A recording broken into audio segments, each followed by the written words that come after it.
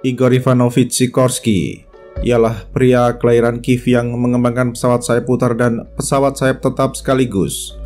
Walaupun merupakan orang Rusia, Sikorsky hijrah ke Amerika Serikat pada 1919 menyusul revolusi Bolshevik dan perang saudara di kampungnya. Sikorsky tercatat sebagai desainer pesawat terbang yang ulung sehingga namanya termasyhur sampai kini, di mana perancang S-42 Clipper tersebut mendirikan pabrik pesawat terbang yang sekarang dipunyai oleh RTX. Beragam pesawat sayap tetap dirancang oleh pria botak tersebut, akan tetapi nama Sikorsky sekarang identik dengan rotorcraft seperti S-70 Black Hawk.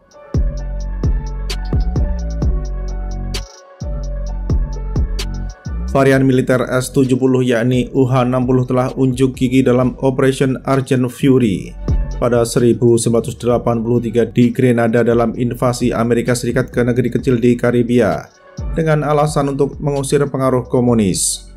Operation Chascos yang merupakan invasi papan Sam guna menyingkirkan Presiden Panama Manuel Noriega pada 1989 tercatat sebagai tempat unjuk kemampuan helikopter yang menggunakan engine buatan GE Aerospace tersebut. Tidak dapat diragukan lagi bahwa Operation Gothic Serpent di Somalia pada 1993 membuat UH-60 melambung berkat jatuhnya dua pesawat sayap putar itu akibat RPG karya anak bangsa Uni Soviet. Rotorcraft tersebut kemudian bertualang ke medan perang Afghanistan dan Irak pasca serangan teroris pada 11 September 2001 di New York dan Washington DC.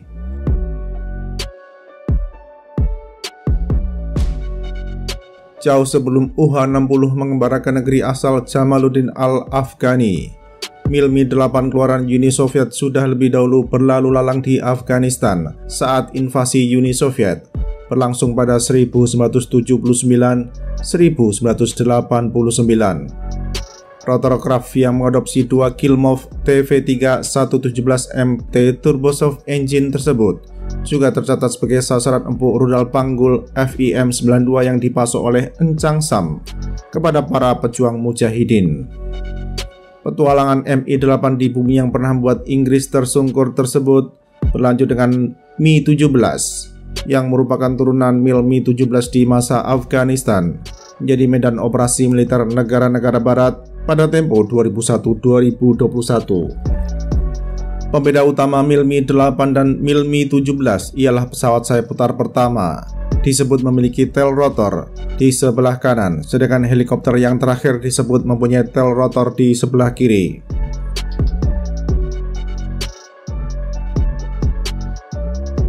Mi-17 kini diterbangkan oleh sejumlah negara yang di masa lalu tidak tercatat sebagai anggota klub komunis. Jakarta hampir 20 tahun lampau mengimpor 12 Mi-17 V5 dari Moskow, di mana kini tersisa 9 unit saja yang dioperasikan oleh sayap udara tentara darat. Adapun 3 buah rotorcraft lainnya telah total loss akibat kecelakaan terbang. Tantangan dalam mengoperasikan helikopter yang ditenagai oleh dua Klimov VK 2500 PS-03 turbosoft engines tersebut adalah rendahnya kesiapan operasional akibat dukungan suku cadang yang tidak lancar.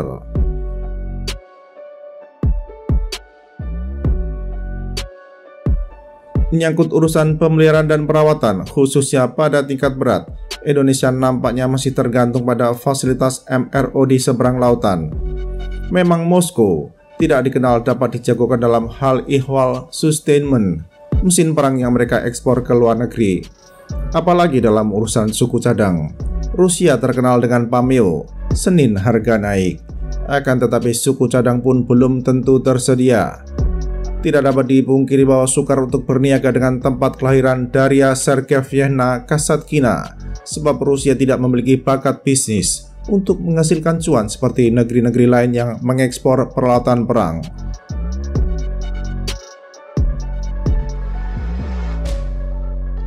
Walaupun Puspenderbat sudah lama menjadi operator Mi-17, akan tetapi fakta menunjukkan bahwa helikopter produksi PEL Textron tetap menjadi andalan. PEL 412 hadir di semua medan di mana sayap udara tentara darat negeri ini menggelar operasi seperti di eks wilayah Irian Jaya dan wilayah perbatasan darat Indonesia-Malaysia di Pulau Kalimantan. Pesawat sayap putar karya anak bangsa Amerika Serikat yang pernah diproduksi secara lisensi di Indonesia masih menjadi tumpuan operasi TNI Angkatan Darat terkait dengan pergeseran pasukan maupun logistik. Bahkan sempat ada upaya untuk memasukkan Bell 412 EPX ke dalam aset Puspenerbat, walakin upaya tersebut gagal karena diganjal oleh S-70 keluaran Sikorsky Aircraft.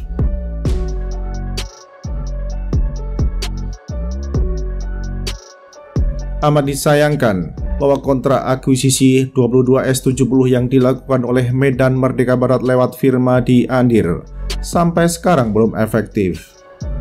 Memperhatikan kondisi fiskal saat ini, tidak ada ruang fiskal pada tahun 2025 yang dapat mendukung aktivasi kontrak pesawat sayap putar yang diproduksi di Polska tersebut. Prioritas kontrak yang diaktifasi pada tahun ini hanya mencakup kapal selam Scorpion Evolve, satelit mata-mata, rudal Meteor, dan integrated logistik sistem Rafale. Boleh jadi kontrak demikian akan enter into force pada tahun depan di saat Medan Merdeka Barat dan Lapangan Banteng menerapkan Zero RMP untuk program pembelian peralatan perang yang dibiayai oleh pinjaman luar negeri atau PLN.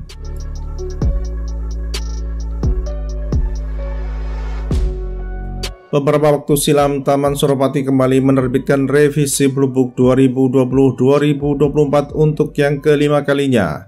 Dalam perubahan tersebut, pagu PLN bagi Kementerian Pertahanan kembali ke angka 34 miliar US dollar dari sebelumnya 25 miliar US dollar. Nilai 34 miliar US dollar ialah jatah PLN sebelum dipotong oleh pemerintahan sebelumnya pada 28 November 2023. Dengan kuota PLN kembali ke besaran 34 miliar US dollar, maka tersedia ruang fiskal tambahan 9,7 miliar US dollar guna memborong beragam mesin pembunuh dari luar negeri.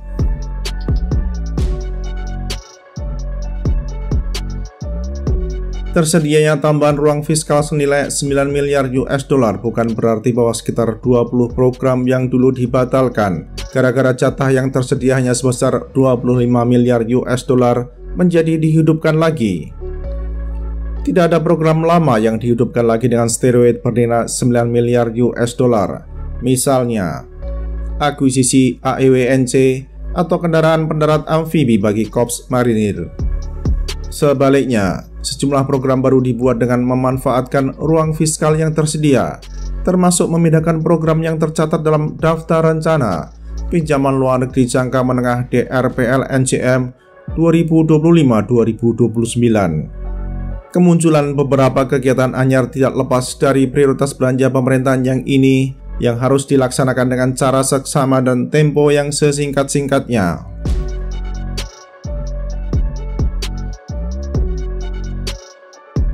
Di antara prioritas belanja tersebut ialah penguatan kemampuan sayap udara Tentara Darat Indonesia.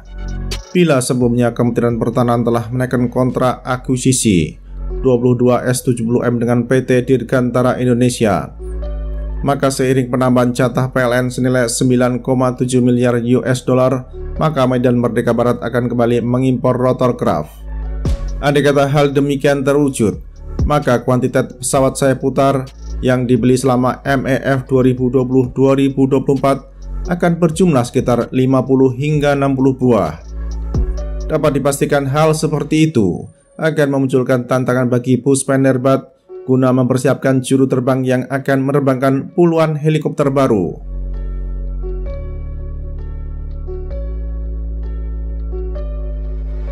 Medan Merdeka Barat nampaknya akan mengimpor pesawat sayap putar asal Rusia, yaitu Mi-17 karya anak bangsa Rusia di tengah sanksi Katsa. Seperti diketahui, sebelumnya Jakarta telah dengan gagah berani menyatakan akan mendatangkan 11 Sukhoi Su-35 dari Moskow, termasuk lewat jalan tikus, yakni lewat Beijing. Sampai saat ini belum ada bukti bahwa Indonesia berani mengeksekusi aspirasi guna menjadi operator pertama pesawat pancar gas yang dikembangkan dari Su-27 tersebut. Diduga kuat salah satu penyebabnya ialah ketersediaan pembiayaan bagi program itu, selain soal bagaimana menghindari jeratan Katsa.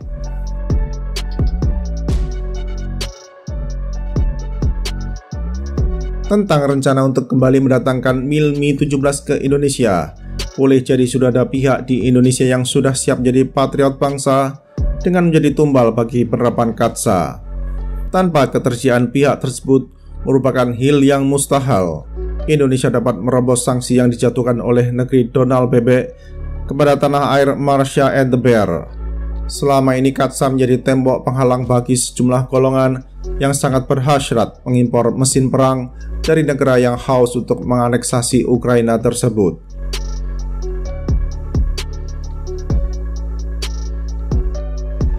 Aspirasi guna mengimpor lagi Mil Mi-17 bisa jadi pula karena telah ada lembaga keuangan di seberang lautan yang siap terkena sanksi KATSA agar Jakarta dapat kembali mengimpor Mil Mi-17 dari Moskow. Sebab pembiayaan program tersebut akan memakai skema PLN dan bukan rupiah murni, di mana pembiayaan komersial berasal dari lembaga keuangan asing. Tentu sangat dinantikan, lembaga keuangan mana yang siap merelakan perniagaan terkena sanksi KATSA demi Mil Mi-17 kembali diakuisisi oleh Indonesia. Satu hal yang pasti, Rusia kini memiliki kantong yang cekak akibat kerakusan atas wilayah Ukraina, sehingga tidak bisa mempersembahkan kredit bilateral kepada Indonesia.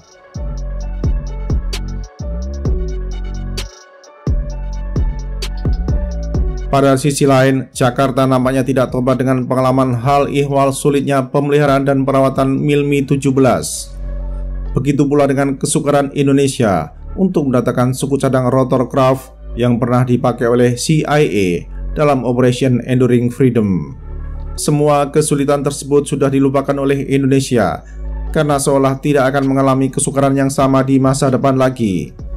Hal yang dinantikan ialah kapan Jakarta bangkit dari halusinasi soal kelancaran Integrated Logistic Support Helicopter yang terkadang disewa untuk memadamkan kebakaran hutan itu.